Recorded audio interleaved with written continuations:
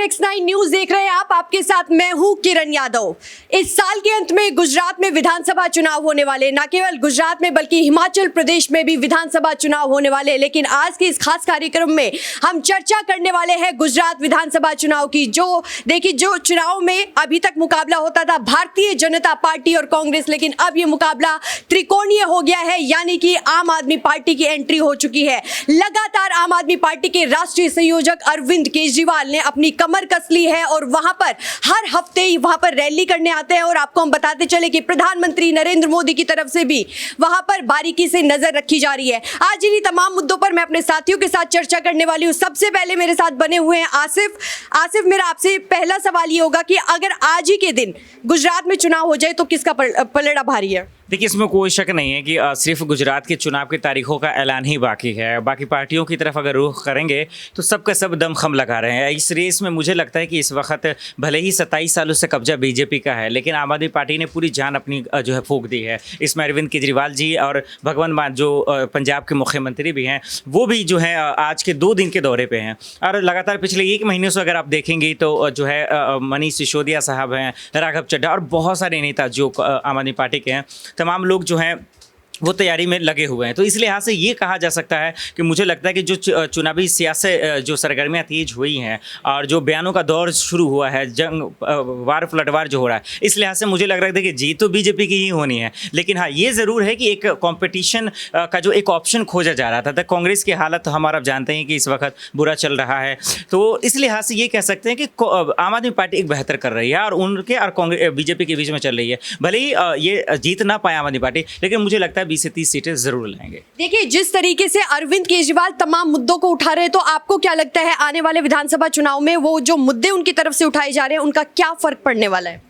देखिए, जो मुद्दे हैं वो आम लोगों के लिए हैं, गरीब तबके के लोगों के लिए हैं, जो मिडिल क्लास के लोग आज परेशान हैं उन लोगों के लिए हैं, और वही उनकी सबसे बड़ी ताकत है। देखिए, आज भले ही फ्री रेबड़ी या फिर किसी को पानी नहीं चाहिए, फ्री में वो बिजली नहीं चाहिए, ये तमाम लोग सिर्फ कहते हैं। देखिए, ये ग्राउंड पे ये चीज़ें नहीं है, सबको फ्री चाहिए। आज लेना सब चाहते हैं, बोलना नहीं चाहते हैं। देखिए, शो ऑफ की ज़िंदगी हो गई है। तो इस लिहाज से आप देखिए, आज पंजाब है, दिल्ली है, सब लोग जो है खुलेआम इसका स्वागत कर रहे हैं। 300 बिजली यूनिट फ्री है, उसका स्वागत कर रहे हैं। पानी फ्री ले रहे हैं। बस यात्रा जो महिलाओं के लिए फ्री, उसका स्वागत हो रहा है। सबसे अहम बात, जो सबसे बड़ी मजबूती आम आदमी पार्टी की, वो है एजुकेशन, शिक्षा फ्री।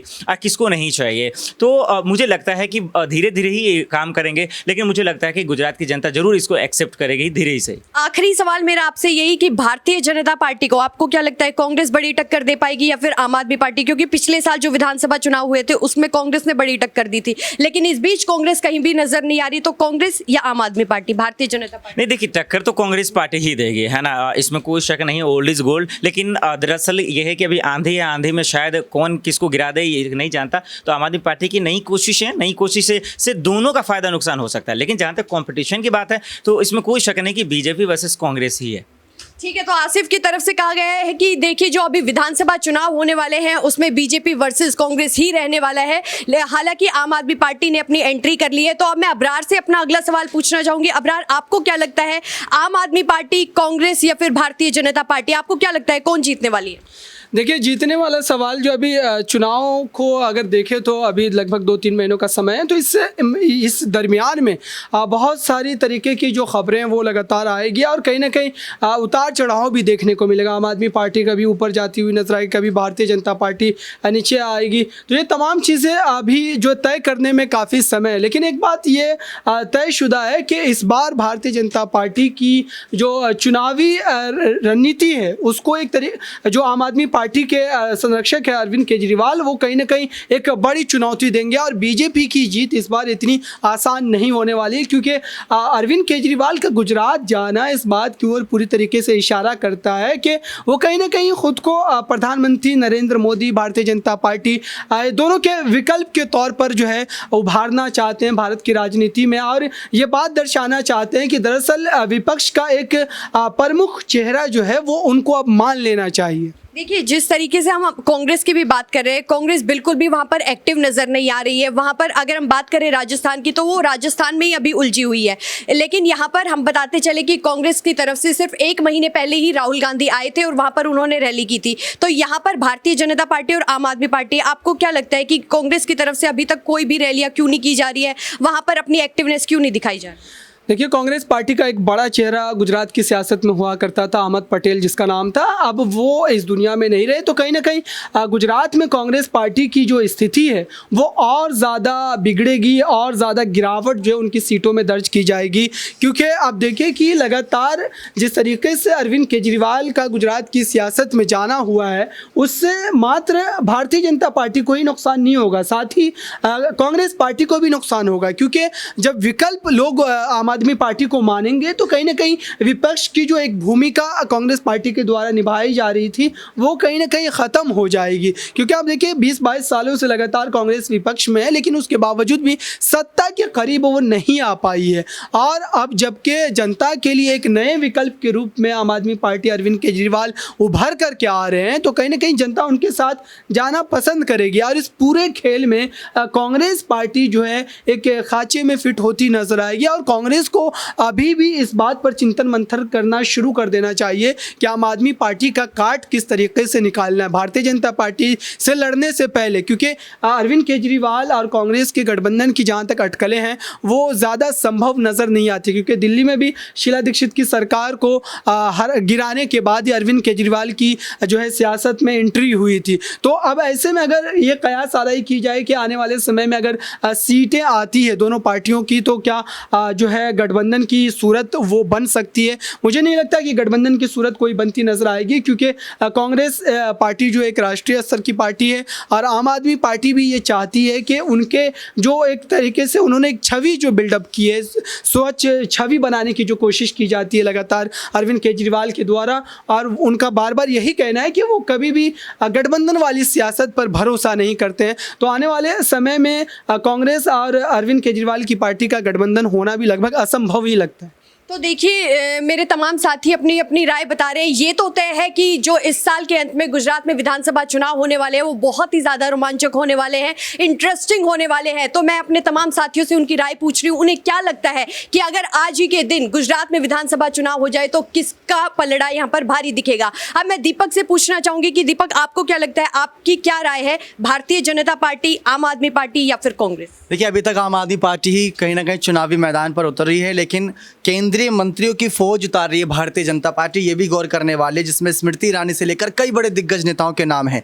हर कोई रैली करेगा, और ये अभी तारीखों का ऐलान नहीं हुआ है, उससे पहले की ऐलान है। इस बीच पीएम की रैली रहेगी, और साथ ही साथ जो यहाँ के सीएम है भूपेंद्र पटेल, उनकी भी रैलियाँ रहेंगी। तो वो भी अपने आप में कभी काफ़ी छवि छोड़ेंगे। कई बार ऐसा होता है जब चुनावी रण सामने आता है तो जो सबसे ज़्यादा पार्टी हल्ला काटती है, जैसा कि अगर आपने यूपी चुनाव की तस्वीर उठाएं तो कांग्रेस ने बहुत ज़्यादा यहाँ पर शोर शराबा किया था, प्रियंका गांधी बहुत आगे थी। जीत किसकी हुई थी आपको पता, और कितनी सीटों पर सिमट गई थी कांग्रेस पार्टी, ये भी पता है। और यही हाल हमने दिल्ली में भी देखा था। जब दिल्ली में चुनाव थे तो भारतीय जनता पार्टी ने बहुत यहाँ पर कह सकते हैं दमखम दिखाया था, लेकिन जब रिजल्ट आए थे, चुनावी नतीजे सामने आए थे, तो आम आदमी पार्टी की सरकार बनी थी।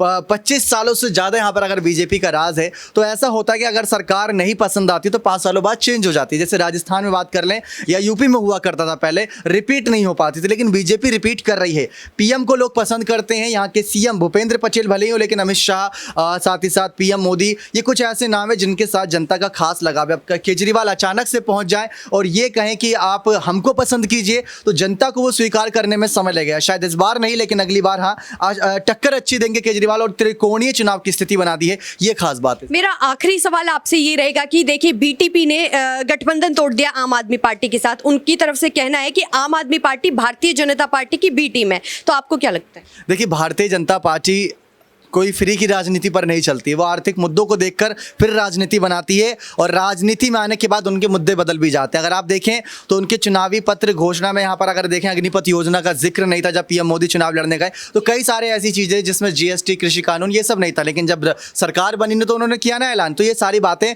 वो समय के साथ देखकर करते हैं। अब आपको नहीं पता ना कि अगले 5 साल में क्या होगा, लेकिन तब तो आपको रणनीतियाँ बनानी होंगी। तो आप 5 साल पहले ये सोच के चलोगे कि बिजली पानी ये सब फ्री दे देंगे, राजनीति चलती रहेगी, लोग खुशहाल रहेंगे। लेकिन अचानक से कोई भी चुनौती सामने आ जाती है, उसके लिए तैयार रहना पड़ता है। अब तैयारी यहाँ पर केजरीवाल की दिल्ली में कितनी थी वो सबने देखी, पंजाब में कितनी है, क्या सरकार चल रही है वो देख रहे हैं। रही बात गुजरात चुनाव की, तो गुजरातियों का जो दिल है वहाँ पर ज़्यादातर बिजनेसमैन लोग हैं, क्या वो फ्री की राजनीति को स्वीकार करेंगे या नहीं, क्योंकि जो कुछ मोदी ने वहाँ पर दिया एक बहुत बड़ा कैपिटल बताया जाता है उद्योगपतियों के लिए, तो वहाँ से क्या फ्री की राजनीति, जो एक उद्योगपति दिन का 2-3 हज़ार यूनिट बिजली करता है इस्तेमाल, क्या उसको 200-300 बिजली यूनिट पर कुछ असर पड़ेगा, आपको लगता है सचमुच? तो देखिए, ये दीपक की तरफ से, अब्रार की तरफ से और आसिफ की तरफ से मेरे तमाम सवालों के जवाब दिए गए और इन तीनों की तरफ से ही बताया गया है कि भारतीय जनता पार्टी का पलड़ा भारी है। लेकिन आने वाले समय में देखना दिलचस्प होगा कि आखिरकार अब गुजरात में क्या होगा, गुजरात में किसकी सरकार आएगी, क्योंकि देखिए भारतीय जनता पार्टी लगातार अपनी सरकार वहां पर बना रही है। क्या भारतीय जनता पार्टी अपना रिकॉर्ड कायम रख पाएगी या फिर नहीं रख पाएगी, ये आप हमें कॉमेंट सेक्शन में अपनी राय जरूर बता सकते हैं। फिलहाल के लिए इस खास कार्यक्रम में बस इतना ही, लेकिन देश और दुनिया से जुड़ी तमाम बड़ी खबरों के लिए देखते रहिए हमारे चैनल नेक्स्ट 9 न्यूज़। धन्यवाद।